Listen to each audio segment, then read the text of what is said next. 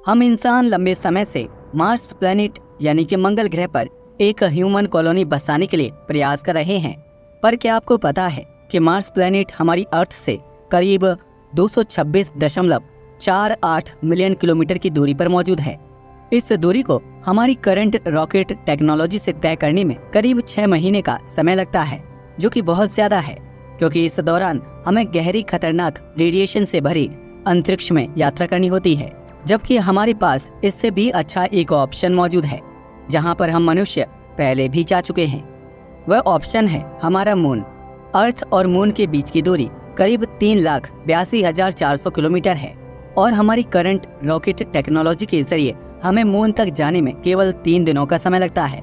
इस दौरान हम अर्थ के काफी करीब भी रहते हैं, यानी कोई परेशानी होने पर हम अपनी रॉकेट को जल्दी से अर्थ पर वापस भी ला सकते हैं, या फिर मून पर बस्ती बसाने के लिए आवश्यक सामानों को आसानी से अर्थ से मून तक कम खर्च में लेकर जा सकते हैं। ऐसे में हमारे मन में सवाल उठता है कि आखिर क्यों हम मनुष्य मून के बजाय मार्स प्लैनेट पर बसने की ज्यादा इच्छा रखते हैं। क्या मून मानव बस्ती बसाने के लिए मार्स प्लैनेट से ज्यादा अच्छा दावेदार है?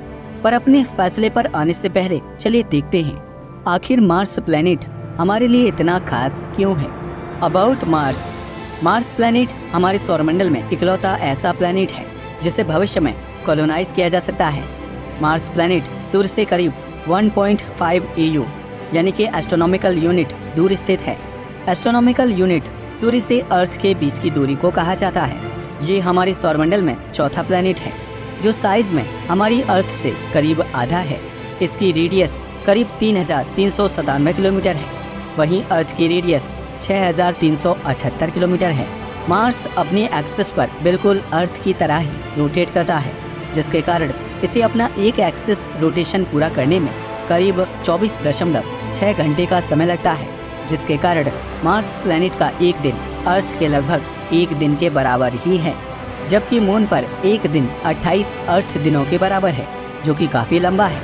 इसके अलावा मार्स प्लैनेट के रात और दिन के तापमान में इतना ज्यादा अंतर नहीं आता जितना कि मून के रात और दिन के तापमान में होता है। मून पर दिन बहुत गर्म और रात बहुत ठंडी होती है। मून पर जब डायरेक्ट सनलाइट पड़ती है तो इसके दिन के समय का तापमान लगभग 127 डिग्री सेल्सियस तक चला जाता है, और यह तापमान इंसानों के शरीर को पूरी तरह से जला सकता है। और इसमें इंसान तो क्या, किसी भी तरह के जीव जानवर का जी पाना संभव नहीं है। और मून पर रात का तापमान करीब -173 डिग्री सेल्सियस तक पहुंच जाता है, जो इतना ज्यादा कम है कि कोई भी इंसान या जीव जानवर पूरी तरह से बर्फ की तरह जम सकता है। यानी आप समझ सकते हैं कि मून पर दिन और रात का तापमान इतना ज्यादा एक्सट्रीम है कि मून की सरफेस पर लंबी समय तक रह पाना शायद संभव नहीं है। इसके अलावा ऐसे तापमान में मून की सरफेस पर बनाए जाने वाले घर या दूसरे स्ट्रक्चर भी ज्यादा समय के लिए टिक नहीं पाएंगे। Atmosphere of Mars. वैसे सच बताऊं तो मार्स के एटमॉस्फेयर में कुछ तारीफ करने लायक नहीं है, क्योंकि यह ज्यादातर हम इंसानों और जीव जानवरों के लिए जहरीली गैसों से भरा है, जिसमें 95% कार्बन डाइऑक्साइड है। पर यह एटमॉस्फेयर हमारे सोलर सिस्टम में मौजूद दूसरे प्लैनेट्स या मून के एटमॉस्फेयर से तो बेहतर है। और वैज्ञानिकों की माने तो हम इसके एटमॉस्फेयर में भविष्य में कुछ बदलाव करके अपने अनुसार इसमें मौजूद कार्बन डाइऑक्साइड की मात्रा को ऑक्सीजन में बदल सकते हैं। इसके अलावा मार्स प्लैनेट के इस एटमॉस्फेयर के चलते मार्स के दिन रात के तापमान में ज्यादा अंतर नहीं रहता है, लेकिन इसके कारण बहुत अधिक धूल भी इधर उधर जाती है, जिसके कारण मार्स प्लैनेट पर कई बड़े बड़े तूफान भी देखे जाते हैं।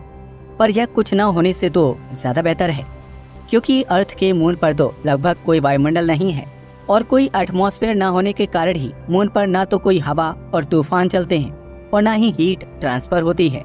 यही कारण है कि दिन और रात के समय मून के तापमान में इतना ज्यादा अंतर देखा जाता है। इसके अलावा मार्स के पास अपना एटमॉस्फेयर होने के कारण वह सन से आने वाली अल्ट्रावायलेट एंड यूवी रेज को काफी हद तक रोक लेता है, जो कि हम मनुष्य और ह्यूमन कॉलोनी के लिए फर्दर के लिए काफी फायदेमंद होगा। पर मून के पास वास्तव में कुछ भी नहीं है, इसलिए मून पर ज्यादा समय के लिए स्पेस सूट में भी रहना अपनी जान को खतरे में डालने की तरह है। मून की सरफेस पर रहने के बजाय मून पर बनी वॉल्केनिक ट्यूब्स में रहना काफी सेफ होगा। लेकिन मार्स प्लैनेट पर जमीन के ऊपर रहना संभव हो सकता है अगर हम मार्स प्लैनेट पर रेडिएशन प्रूफ घरों का निर्माण करें और वहाँ पर एक अच्छा एनवायरनमेंट बना कर रखें तो हम मार्स प्लैनेट के सरफेस पर भी रह सकते हैं। हालांकि जब तक हम मार्स प्लैनेट के एटमॉस्फेयर को इंसानों के लायक हैबिटेबल ना बना लें तब तक हमें मार्स प्लैनेट की सरफेस पर बाहर जाने के लिए स्पेस सूट का ही प्रयोग करना होगा। लेकिन अगर भविष्य में कहने के लिए मार्स या मून में से किसी एक को चुनना पड़े तो मार्स बेहतर है। पानी। कई रिसर्च में पाया गया है कि मार्स की सतह के नीचे पानी जमा हुआ है जो उसके ध्रुव यानी कि पोल्स पर मौजूद है। जैसा कि हम जानते हैं कि जीवन के लिए पानी काफ़ी आवश्यक है और यह पानी हम इंसानों के लिए भविष्य में मार्स प्लैनेट पर मानव बस्तियों के लिए ऑक्सीजन बनाने में भी उपयोग किया जा सकता है। इस पानी का प्रयोग हम इंसान पीने और दूसरे कार्यों में भी कर सकते हैं। अब अगर अपने मून की बात करें तो हमारे मून पर भी पानी मौजूद है, पर यह पानी काफ़ी गहराई में जमा है जिसे निकालना और प्रयोग करना काफ़ी ज़्यादा मुश्किल है। ग्रेविटी। मार्स मास में हमारी अर्थ से 6 गुना कम है। इसके चलते इसकी ग्रेविटी का मान भी केवल 3.72 मीटर पर सेकंड स्क्वायर है, यानी यहाँ पर पहुँचने के बाद आपका वजन आधे से भी कम होगा, जिसके बाद आप लंबी लंबी छलांग लगा सकते हैं। इसकी तुलना में मून की ग्रेविटी केवल 1.62 मीटर पर सेकंड स्क्वायर है, यानी मार्स की ज़्यादा ग्रेविटी के कारण मार्स प्लैनेट पर मानव बस्तियां और स्ट्रक्चर्स का निर्माण करना काफ़ी आसान होगा। सबसे बड़ी बात, जैसा कि हम जानते हैं कि अर्थ से बाहर जाने पर हम इंसानों के शरीर पर ग्रेविटी का काफ़ी ज़्यादा बुरा प्रभाव पड़ता है। इसलिए अगर हम मून जैसी कम ग्रेविटी वाले स्थान में लंबे समय तक रहेंगे तो इससे हमारे शरीर की हड्डियाँ काफ़ी ज़्यादा कमज़ोर हो सकती हैं। इसकी तुलना में मार्स पर रहना काफ़ी सेफ ऑप्शन होगा। अभी तक हमने जाना मंगल ग्रह पर रहने के फायदों के बारे में, पर अब बात करते हैं मून पर रहने के फायदों की। डिस्टेंस। मून वास्तव में अर्थ के करीब है, इससे भारी मात्रा में ईंधन और पैसे की बचत होती है। अभी हमारे पास ऐसे रॉकेट हैं जो मून पर बहुत सारा सामान उतार सकते हैं।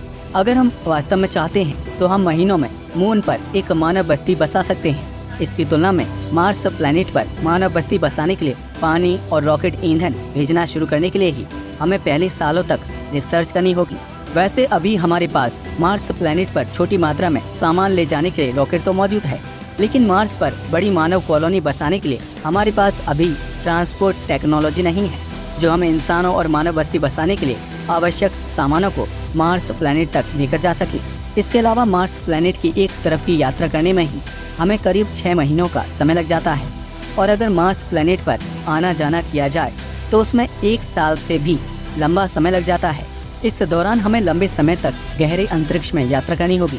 ऐसे में अगर इंसान किसी स्पेसशिप के अंदर इतनी लंबे समय तक अंतरिक्ष में यात्रा करेगा तो वह अंतरिक्ष की कम ग्रेविटी और रेडिएशन के चलते बीमार हो सकता है।